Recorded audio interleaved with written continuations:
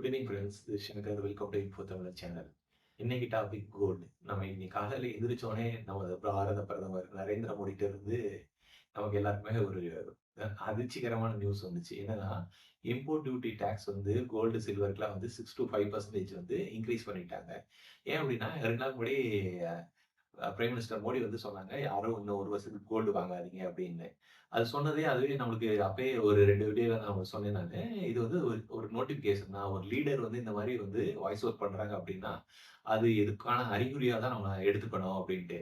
அதோட விளைவுகள் தான் இப்ப இன்னைக்கு இந்த 6 to 5% வந்து இம்போர்ட் டாக்ஸ் வந்து இன்கிரீஸ் ஆனதுக்கான ரீசன். ஏன் அப்டின்னா, கோல்டு வாங்காதீங்கன்னா நம்ம கேட்க மாட்டோம். விலை இன்கிரீஸ் பண்ணிட்டோம்னா என்ன ஆகும்? வாங்க மாட்டோம் அப்டிங்கிறதுக்காக 6 to 5% வந்து கோல்டு, சில்வர் 2மே வந்து பிரைஸ் இன்கிரீஸ் பண்ணிட்டாங்க. அதோட ரிஃப்ளெக்ஷன் உடனே வந்து இன்னைக்கு வந்து என்ன ஆயிடுச்சு அப்டின்னா, கோல்டோட பிரைஸ் வந்து மார்னிங் வந்து ₹8,500 இன்கிரீஸ் ஆச்சு. இன்னைக்கு எண்ட் ஆஃப் தி டேல ஷேர் மார்க்கெட் முடியிறப்ப கோல்டோட பிரைஸ் வந்து ஒரு 3000 கிட்ட கம்மியாச்சு. இன்னொன்னு என்ன அப்டின்னா, இப்டி கோல்டு பிரைஸ் இன்கிரீஸ் ஆச்சு அப்டின்னா, இப்ப அது கல்யாணம் ஏதாச்சும் விசேஷம் வச்சிருக்கவங்க, அவங்க வீட்ல ஏதாச்சும் ஃபங்ஷன் வச்சிருக்கவங்கலாம் எப்டி கோல்டு வாங்குவாங்க? அப்ப அவங்க வீட்லலாம் இன்னைக்கு என்ன பேசுறது? "அப்பா நேத்து கோல்டு வாங்கிட்டேன்ப்பா. இன்னைக்கு வாங்கியிருந்தா அவ்வளோதான். என்ன ஆயிருக்கிறது? ஒ ஒரு பவுனுக்கு ரூ. 8,500 இன்கிரீஸ் ஆயிருச்சு. அப்ப என்ன ஆகும்?" அதே மாரி தான் வெள்ளி. வெள்ளி வந்து சில்வர் வந்து த்ரீ அ த்ரீ அ ₹330 வந்து கிட்ட பிரைஸ் வந்து இன்கிரீஸ் ஆயிடுச்சு. அப்ப இதனால வந்து என்னென்னலாம் ஆகும்? கோல்டு பிரைஸ் இன்கிரீஸ் ஆனதுனால இதோட எஃபெக்ட் வந்து எவ்வளோ பேருக்கு வந்து எவ்வளோ கஷ்டப்பட போறாங்க? அது இந்த வார் எப்பதான் முடியும்? ஏன் தான் இப்படி நம்ம எல்லாருமே கஷ்டப்படுறோம்? அப்படின்ட்டு இன்னைக்கு எல்லாருமே இந்தியா ஃபுல்லா இதே மாரி தான் வந்து பேசியிருப்பாங்க. ஓகேவா? இன்னொன்னு இதோட எஃபெக்ட் என்னலாம் ஆகும் அப்டின்னா, கோல்டு ஸ்மக்லிங் பண்றது வந்து இன்கிரீஸ் ஆகும். ஏன் அப்டின்னா, எப்போ வந்து நமக்கு வந்து நேர் வழியில வந்து கோல்டு கிடைக்குதோ, நம்ம எல்லாரும் என்ன பண்ணுவோம், குறுக்கு வழியில கோல்டு வாங்குறதுக்காக எல்லாரும் நம்மன்னா மக்கள் யூஸ் பண்ண மாட்டாங்க. அதுக்குன்னு இடைத்தரகர்கள்லாம் இருப்பாங்க. புரோக்கர்ஸ்லாம் இருப்பாங்க. அவங்க என்ன பண்ணுவாங்க, துபாய் வழியா, மும்பை ஏர்போர்ட் வழியா அதெல்லாம் ஸ்மக்லிங்லாம் பண்ணுவாங்க. ஸ்மக்லிங்க்கு இதுக்கெல்லாம் இத எக்ஸ்பிளனேஷன் பண்ண உங்களுக்கு தேவையில்ல. ஆல்ரெடி நம்ம அயன் படம் பார்த்திருக்கோம். இப்ப கூட லேட்டஸ்ட்டா Netflixல டஸ்கரின்னு ஒரு வெப் சீரிஸ் ஒண்ணு வந்துச்சு. இதெல்லாம் இந்த மூவிஸ் எல்லாமே நம்மளுக்கு வந்து ஸ்மக்லிங் வந்து எப்படி நடக்குது அப்படிங்கிற ஒரு கிளியர் ஒரு அவேர்னஸ் பிக்சர் மாரி இருக்கும். பிளஸ் அது ஒரு கமர்ஷியல் மூவியா இருந்தாலும், நம்மளுக்கு ஒரு அவேர்னஸும் அது குடுத்துச்சு. ஸ்மக்லிங்லாம் எப்படிலாம் நடக்குது அப்படின்ட்டு. அப்ப இதெல்லாம் எப்படி ஸ்டாப் பண்ண போறாங்க?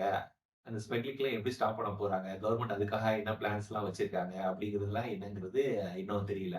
அதுக்கப்புறம் இன்னும் என்ன அப்படின்னா, இப்ப வந்து பிசிக்கல் கோல்டு வந்து இன்கிரீஸ் ஆயிடுச்சு. பிசிக்கல் கோல்டு இன்கிரீஸ் ஆனோனே நம்ம எல்லாரும் என்ன பண்ணுவோம்? டிஜிட்டல் கோல்டு, இடிஎஃப் அப்படின்னு போவோம். ஒண்ணும் கவலைப்படாதீங்க.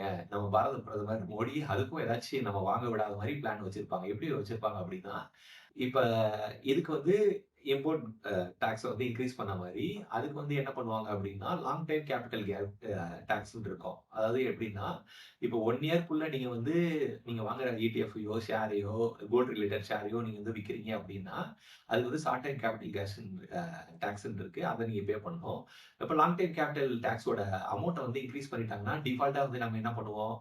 அப்ப இடிஎஃப் வழியாவும் நம்ம வாங்க மாட்டோம். அதனால எந்தெந்த வகையிலயா நம்ம வந்து கோல்டு வாங்கக்கூடாது அப்படிங்கிறதுக்காக இந்த முடிவுகள் தான் இந்த கவர்மெண்ட் வந்து எடுத்திருக்கு. அதனால ஆனா ஒண்ணே ஒண்ணு மட்டும் நான் இதுவரைக்கும் படிச்சது, ரிசர்ச் பண்ணது, அதுக்கப்புறம் நெறைய வீடியோஸ்ல அ இதெல்லாம் வந்து பண்ணதுல என்னன்னா, இன்னும் ஒரு 5 இயர்ஸ்ல கோல்டு வந்து நம்ம ஒரு சாமானிய மனிதனால வாங்கவே முடியாத அளவுக்கு எங்கேயோ போப்போது. ராக்கெட் வேகம் போப்போது. அது மட்டும் நிச்சயம். கோல்டு விலை வந்து கண்டிப்பா இன்கிரீஸ் ஆகப்போது.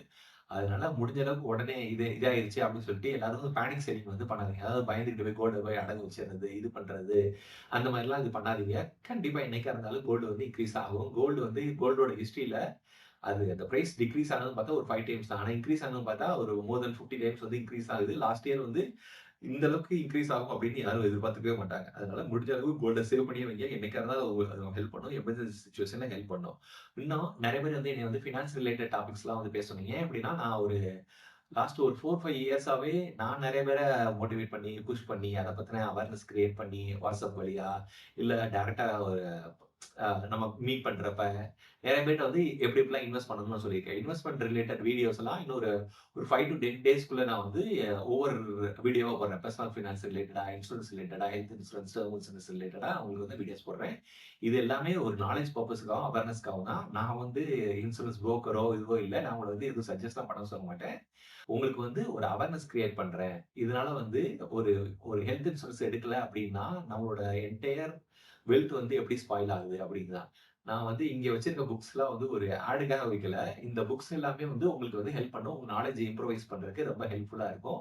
அ இப்ப எனக்கு நல்லா தெரியும். இதுல நெறைய பேர் வந்து புக்லாம் படிக்க மாட்டோம் சங்கர் அப்படின்னு சொல்றதெல்லாம் எனக்கு வந்து எனக்கு என் காதுல வந்து கேட்குது. என் கண்ணுக்கு நல்லா தெரியுது.